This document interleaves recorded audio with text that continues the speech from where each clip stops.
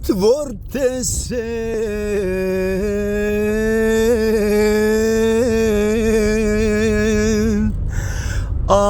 anđeoska vrata,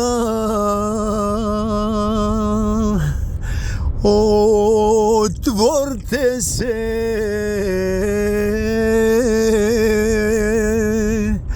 za još jednog brata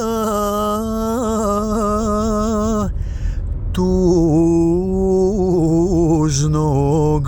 srca,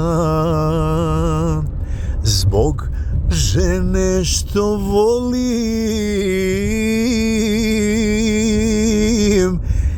došao sam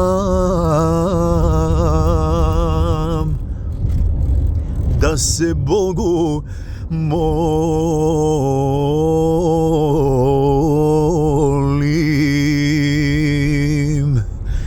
Molit ću se u samoći zbog grehova jedne žene. Oprosti joj, Bože, što prevari mene. Molit ću se u samoći i palit ću za nju sveće. Bog će možda oprostiti, ali srce neće.